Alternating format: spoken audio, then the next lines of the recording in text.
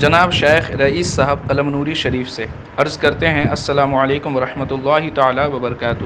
زید کہتا ہے کہ یا علی المدد یا غوث المدد نہ کہو بلکہ اللہ مدد کرنے والا ہے، کیا ایسا کہنا درست ہے؟ رہنمائی فرما دیں۔ جناب شیخ رئیس صاحب وعلیکم السلام ورحمۃ اللہ وبرکاتہ۔ بے شک اللہ تبارک و تعالی فاعل مختار ہے اور وہی مدد کرنے والا ہے، اور بالذات وہی مدد فرماتا بھی ہے، اور اس کی عطا سے اس کے نیک بندے اولیاء کرام جنہیں اللہ تبارک و تعالی نے اپنے کرم سے دنیا میں تصرفات کی قدرت عطا فرمائی، وہ بھی مدد کرتے ہیں۔ اس لیے اولیاء کرام جو اللہ سے جدا نہیں ہیں بلکہ اللہ کی بارگاہ کے مقرب اور محبوبین میں سے ہیں، ان سے بھی اگر استغاثہ کیا جائے، استمداد کی جائے اور ان سے مدد طلب کی جائے تو اس میں کوئی خرابی نہیں ہے، کوئی قباحت نہیں ہے۔ شرعاً یہ بالکل مرغوب اور محبوب اور جائز اور مباح ہے، اور اولیاء کرام سے استعانت کی جاتی رہی اور انہوں نے بھی استعانت سکھائی۔